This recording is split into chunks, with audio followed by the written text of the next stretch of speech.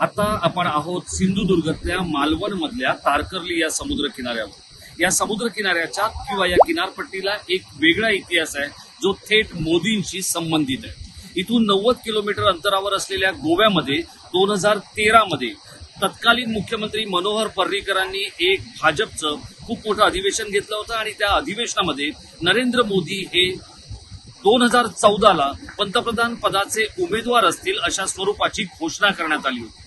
आणि त्याच भारताच्या दक्षिण किनारपट्टीवर आता थोड्या वेळात नरेंद्र मोदी यांचं आगमन होत आहे। भारताच्या नौदलाचा नौदल दिन यंदाचा 2023चा हा इथे साजरा होतोय, पण त्याच वेळेला नरेंद्र मोदी हे या किनारपट्टीवर एखाद्या योद्ध्यासारखं आपलं आगमन घडवणार आहेत किंवा त्यांचं आगमन एखाद्या विजयी योद्ध्यासारखं होणार आहे। नरेंद्र मोदी हॅट्रिक करणार की नाही याबद्दल आता काहीसं संशयाचं किंवा शंकेचं वातावरण देशभरात त्यांच्या विरोधी पक्षांकडून निर्माण करण्यात येत होतं। त्याच नरेंद्र मोदी यांनी मोदी की गॅरंटी असं म्हणत मध्य प्रदेशमध्ये आपलं कॅम्पेन सुरू केलं होतं आणि त्याच कॅम्पेन नंतर काल ज्या वेळेला 5 राज्यांपैकी 4 राज्यांचे निकाल जाहीर झालेले आहेत, त्यापैकी 3 राज्यांमध्ये म्हणजे मध्य प्रदेश, राजस्थान आणि छत्तीसगड या 3 ठिकाणी नरेंद्र मोदी यांच्या नेतृत्वाचा करिश्मा पुन्हा एकदा बघायला मिळालेला आहे।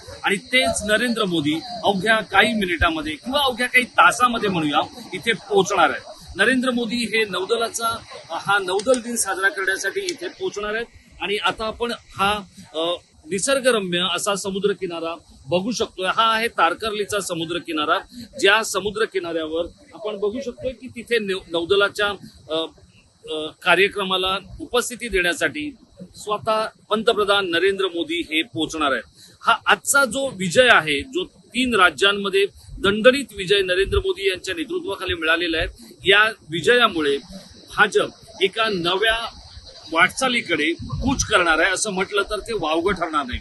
नरेंद्र मोदी यांच्या या विजयाला आंतरराष्ट्रीय पातळीवर देखील एका वेगळ्या नजरेतून किंवा एका वेगळ्या चष्म्यातून पाहिलं जातं। वॉशिंग्टन पोस्ट या आंतरराष्ट्रीय दैनिकाने नरेंद्र मोदी यांच्या या नेतृत्वाखालील विजयाला क्रुशियल विक्ट्री असं म्हटलेलं आहे।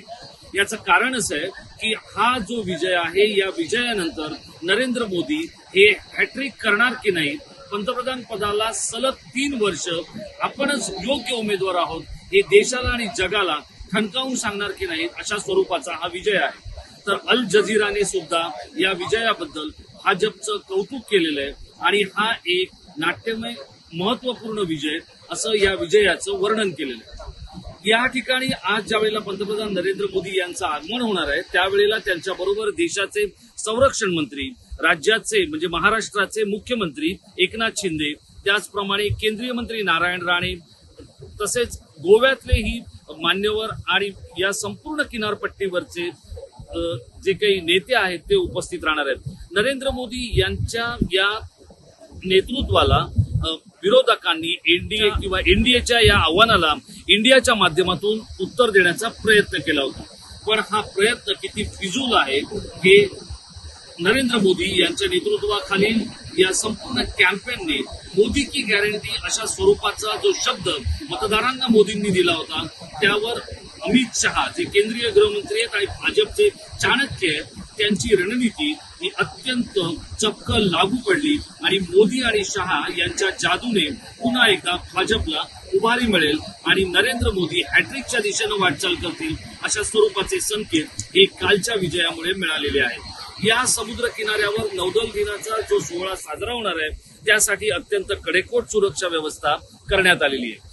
आपण जर या संपूर्ण किनारपट्टीचा विचार केला तर तितकीच संवेदनशील अशी किनारपट्टी म्हणून या किनारपट्टीकडे पाहिलं जातं। नरेंद्र मोदी हे एका विजयी योद्ध्यासारखं इथे आगमन करत असताना हा आता आपण जो जनसमुदाय पाहतोय, याच्यामध्ये हा आता जवळपास 4 तास आधीचा जनसमुदाय, याच्यामध्ये वाढ होत जाईल हे निश्चितच आहे। या सगळ्या कार्यकर्त्यांना किंवा उपस्थितांना, प्रेक्षकांना थोपवण्यात आलंय. याचं कारण असं आहे की नौदलाचा कार्यक्रम पहिल्यांदा नौदलाच्या तळाव्यतिरिक्त करण्याची संकल्पना ही देखील पंतप्रधान नरेंद्र मोदी यांचीच होती. इथूनच जवळ असलेल्या सिंधुदुर्ग किल्ल्याच्या समोरच्या राजकोट किल्ल्यावर शिवछत्रपतींचा पुतळ्याचं अनावरण झाल्यानंतर नरेंद्र मोदी या समोरच्या नौदलाच्या कार्यक्रमामध्ये सहभागी होतील आणि नरेंद्र मोदी हे भाजपचे खरे विजयी योद्धे आहेत आणि तेच येणाऱ्या 2024च्या लोकसभा निवडणुकांमध्ये पुन्हा एकदा हॅट्रिक करतील आणि आपल्या विरोधकांना त्याचप्रमाणे पक्षातल्याही काही शंका वाटणाऱ्या किंवा शंकास्पद नेत्यांना उत्तर देतील असं एकदा स्पष्ट झालेलं आहे. मध्य प्रदेशमध्ये शिवराज सिंग चौहान यांच्या नेतृत्वाखाली ज्या वेळेला अगदी थंपिंग विक्ट्री अशी मिळवलेली आहे त्यावेळेला अल जझीरा असेल, रॉयटर असेल, वॉशिंग्टन पोस्ट असेल, गल्फ न्यूज असेल अशा वेगवेगळ्या आंतरराष्ट्रीय दर्जाच्या आणि कीर्तीच्या वृत्तपत्रांनी आणि नियतकालिकांनी नरेंद्र मोदी यांच्या या विजयावर आणि भाजपचा जो विजय आहे, नरेंद्र मोदी यांचा जो करिश्मा आहे त्यावरती शिक्कामोर्तब केलं. आणि याच सगळ्या परिस्थितीनंतर जेव्हा इथे नरेंद्र मोदी यांचं आगमन होईल त्यावेळेला कालच्या देदीप्यमान विजयानंतरचा पहिला सार्वजनिक सोहळा म्हणून या सोहळ्याकडे पाहिलं जातं. देशभरातल्या वेगवेगळ्या माध्यमांचा आणि दूरचित्रवाणी वाहिन्यांचा इथे जो लक्ष असणार आहे त्याचं कारण असे की येणाऱ्या काही दिवसांमध्ये भारत महासत्तेच्या दिशेनं वाटचाल करेल त्यावेळेला भारतीय नौदल हा भारत सरकारसाठीचा एक सगळ्यात प्रमुख अंग किंवा प्रमुख अस्त्र असणार आहे. ते आज भारतीय नौदलाच्या कार्यक्रमासाठी नरेंद्र मोदी आज इथे उपस्थित राहणार आहे आणि त्यामुळे इथलं जिल्हा प्रशासन असेल, केंद्र सरकार असेल, नौदल असेल किंवा भाजप असेल या सगळ्यांनीच नरेंद्र मोदी यांच्या आगमनाची जय्यत तयारी केली आहे आणि मोदी हे देखील या तयारीला साजेसं असा आपला प्रतिसाद आणि समर्थन देतील यामध्ये कोणतीही शंका असण्याचं कारण नाही. व्हिडिओ जर्नलिस्ट संदेश जुबेकरसह मी राजेश कोचरेकर, टाइम महाराष्ट्र, मालवण, सिंधुदुर्ग.